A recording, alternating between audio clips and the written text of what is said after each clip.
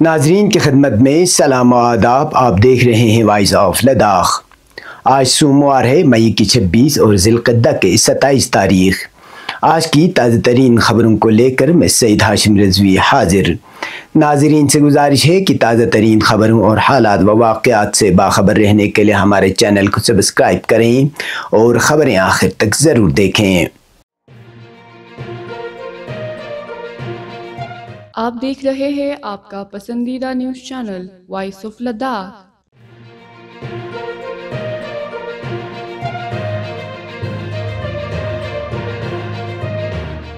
آل Kargil student association دلی کے صدر نے آج لداخ بھون چانکیہ پوری نئی دلی میں کرگل ڈیموکریٹک الائنس اور لیہ ایپیکس باڈی کے کو چیئرمینوں سے ایک اہم ملاقات کی۔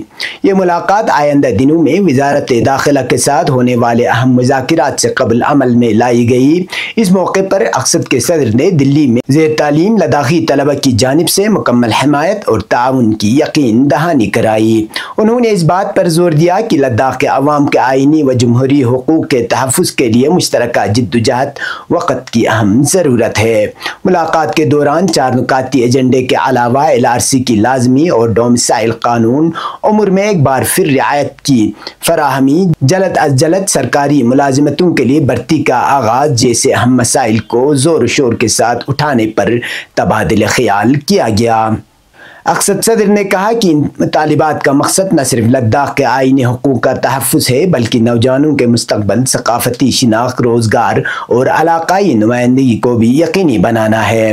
انہوں نے یہ بھی کہا کہ طلبہ برادری اپنے حقوق کی جدوجہد میں لداخی قیادت کے شانہ بشانہ کھڑی ہے اور مستقبل میں بھی ہر ممکن تعاون جاری رکھے گی۔ یہ ملاقات لداخ کے نوجوانوں کے بڑھتے سیاسی شعور اور خطے کے مستقبل کے حوالے سے یکجہتی ایک اہم علامت سمجھی جاتی ہے۔ یاد رہے کہ کرگل ڈیموکریٹک الائنس اور ایپیکس باڈی لیہ کا مرکزی وزارت داخلہ کے ساتھ 29 مئی کو ایک اہم میٹنگ منعقد ہونے جا رہی ہے۔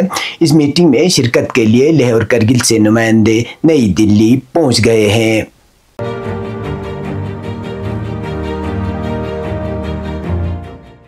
بانی انقلاب اسلامی رہبر کبیر حضرت آیت اللہ العظمہ سید روح اللہ موسوی الخمینی رضوان اللہ تعالی علیہ کی 36ویں برسی کے سلسلے میں آج خمینی ٹاور کنونشن ہال میں ایک اہم اجلاس منعقد ہوا۔ اس اجلاس میں اسلامی جمہوریہ ایران کے بانی کے خدمات اور ان کے اسلامی جدوجہد کو خراج عقیدت پیش کرتے ہوئے آئندہ 4 جون کو برسی کی تقریب کو شایع نشان انداز میں منانے کے انتظامات پر تفصیلی غور و خوض کیا گیا۔ اجلاس کی صدارت امام خمینی میموریل ٹرسٹ کے چیئرمین حجت الاسلام والمسلمین شیخ صادق رجائی نے کی۔ اجلاس میں نگراں کونسل کے چیئرمین حجت الاسلام شیخ محمد محقق، وائس چیئرمین جنرل سیکرٹری، اراکین اور کرگل کے مختلف علاقوں سے تشریف لائے ہوئے نمائندگان نے شرکت کی۔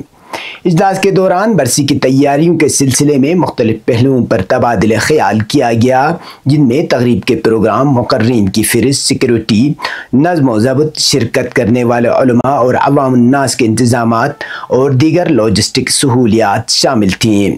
شرکاء نے اس بات پر زور دیا کہ امام خمینی رضوان اللہ تعالی علیہ کی فکر اور ان کے اسلامی تحریک کو نوجوان نسل تک مؤثر انداز میں منتقل کرنے کے لیے برسی کو بھرپور انداز میں منایا جائے۔ چیئرمین شیخ صادق رجائی نے اجلاس سے خطاب کرتے ہوئے کہا کہ امام خمینی نہ صرف ایک دینی رہنما تھے بلکہ ایک مصلح فکر اور عالمی سطح پر ظلم کے خلاف صدائے حق بلند کرنے والے شخصیت تھے۔ ان کی برسی محض ایک تقریب نہیں بلکہ ان کے افکار اور اصولوں کی تجدید عہد کا دن ہے۔ یہ اجلاس امام خمینی کی اسلامی تحریک کے پیغام کو زندہ رکھنے اور موجودہ نسل کو ان کی قربانیوں سے روشناس کرانے کے لیے ایک اہم پیش رفت ثابت ہوں گے۔ یہ اجلاس امام خمینی کی اسلامی تحریک کے پیغام کو زندہ رکھنے اور موجودہ نسل کو ان کی قربانیوں سے روشناس کرانے کے لیے ایک اہم پیش رفت ثابت ہوا۔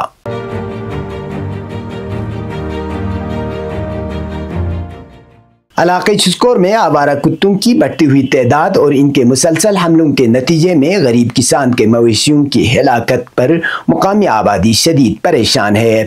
عوام کی جانب سے وائس آف لداخ کے نام ایک تحریری مراسلہ بھیجا گیا ہے جس کے ساتھ ان جانوروں کی تصاویر بھی منسلک کی گئی ہیں جنہیں آوارہ کتوں نے حملہ کر کے ہلاک یا زخمی کیا ہے۔ مراسلے میں بتایا گیا ہے کہ چھسکور میں آوارہ کتوں کا مسئلہ سنگین ہوتا جا رہا ہے اور لوبر محلہ و ارچو چھسکور میں ان کتوں نے گزشتہ دنوں ایک بار پھر حملہ کر کے درجنوں بھیڑ بکریوں کو ہلاک اور زخمی کر دیا ہے۔ متاثرہ کسانوں کا کہنا ہے کہ ان کے لیے یہ مویشی ہی ان کا واحد ذریعہ معاش تھے اور اب وہ شدید معاشی مشکلات سے دوچار ہو گئے ہیں۔ عوام نے الزام عائد کیا ہے کہ اس سلسلے کو پہلے بھی وائس آف لداخ کے ذریعے انتظامیہ تک پہنچایا گیا تھا، تاہم اب تک کوئی مؤثر کارروائی عمل میں نہیں لائی گئی۔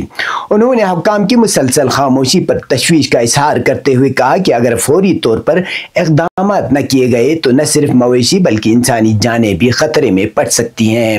مراسلے میں عوام نے مطالبہ کیا ہے کہ ضلع انتظامیہ اور محکمہ حیوانات فوری طور پر چھسکور میں آوارہ کتوں کے خلاف کارروائی کرے تاکہ مقامی لوگوں کے جان و مال کا تحفظ یقینی بنایا جا سکے۔ عوام نے اس مسئلے کو انسانی ہمدردی کی بنیاد پر فوری حل کرنے کی ضرورت پر زور دیا ہے۔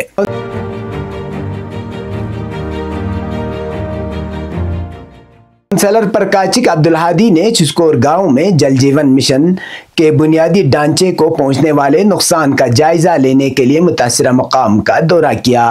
ان کے ہمراہ متعلقہ افسران، ٹھیکیدار اور مقامی دیہاتی بھی موجود تھے۔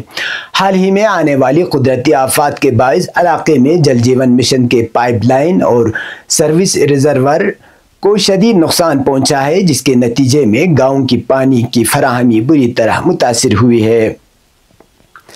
صورتحال کی سنگینی کو دیکھتے ہوئے کونسلر عبدالہادی نے 18 کلومیٹر کا دشوار گزار سفر پیدل طے کیا تاکہ جائے حقوق کا خود معائنہ کیا جا سکے۔ دورے کے دوران مقامی دیہاتوں نے پانی کی فوری بحالی کے لیے پرزور اپیل کی۔ کونسلر نے موقع پر ہی متعلقہ حکام کو فوری بحالی کا کام شروع کرنے کی ہدایت دی اور یقین دہانی کرائی کہ آئندہ چند روز میں پانی کی فراہمی بحال کر دی جائے گی۔ چھسکور گاؤں کے عوام اور ہمراہ افسران نے دشوار گزار راستے کے باوجود ذاتی طور پر دورہ کرنے، بروقت کارروائی کرنے اور عوامی مسائل پر توجہ دینے پر کونسلر عبدالہادی کا تہہ دل سے شکریہ ادا کیا۔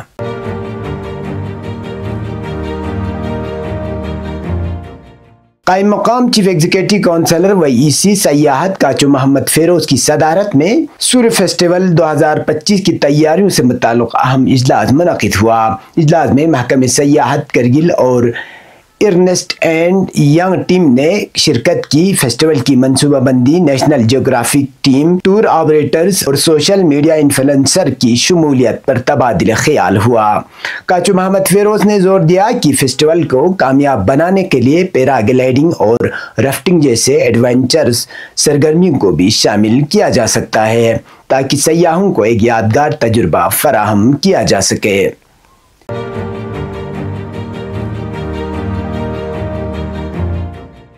کونسلر عبدالصمد نے پاندراس میں ہمالیائی براؤن ریچھ سے تحفظ کے لیے مقامی برادری کو بیئر پروف برڈ حوالے کی۔ یہ اقدام WWF انڈیا اور محکمہ وائلڈ لائف کے اشتراک سے جاری، جس کا مقصد انسان ریچھ سے مویشیوں کو محفوظ بنانا ہے۔ تقریب میں مقامی افراد اور مختلف نمائندگان نے شرکت کی، جبکہ کونسلر نے بقائے باہمی کی اہمیت پر زور دی۔ اب پیش ہے قومی اور بین الاقوامی خبریں۔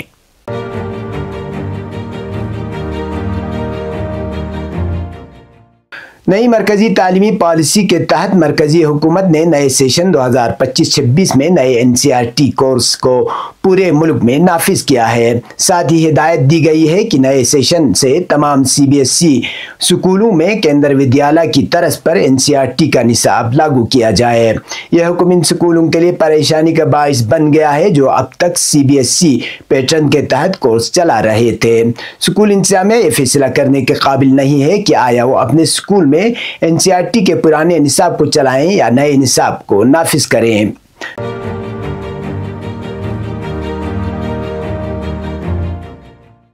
صہیونی ذرائع ابلاغ نے دعویٰ کیا ہے کہ امریکی صدر آئندہ چند دنوں کے دوران غزہ میں جنگ بندی اور قیدیوں کے تبادلے کے معاہدے کا اعلان کر سکتے ہیں۔ غیر ملکی ذرائع کے مطابق غزہ میں جاری جنگ کو روکنے کے لیے ہونے والے مذاکرات میں قابل توجہ پیش رفت ہوئی ہے اور امکان ہے کہ امریکی صدر ڈونلڈ ٹرمپ بذات خود اس معاہدے کا اعلان کریں گے۔ سیونی ذرائع ابلاغ کے مطابق اسرائیلی مذاکراتی وفد آج پیر قاہرہ روانہ ہو سکتا ہے۔ مصری دارالحکومت سے موصول ہونے والی اطلاعات مذاکراتی عمل میں مثبت پیش رفت کی نشاندہی کرتی ہے۔ دوسری جانب فلسطینی خبر رساں ایجنسی معا نے باخبر ذرائع کے حوالے سے رپورٹ دی ہے کہ دوحہ میں ہونے والے مذاکرات میں بھی قیدیوں کے تبادلے سے متعلق مثبت خبریں سامنے آئی ہیں۔ ذرائع کے مطابق حماس اور صہیونی حکومت کے درمیان ایک نیا معاہدہ زیر غور ہے، جس کے تحت 2 ماہ کی جنگ بندی کے بدلے میں ابھی تک دونوں فریقین نے اس مجوزہ معاہدے کی باضابطہ طور پر تصدیق نہیں کی، تاہم علاقائی اور بین الاقوامی سفارتی حلقوں میں اس پیش رفت کو اہم قرار دیا جا رہا ہے۔ یہ تھے اب تک کی خبریں، اسی کے ساتھ مجھے اور میرے ساتھیوں کو دیجیے اجازت۔ اللہ حافظ۔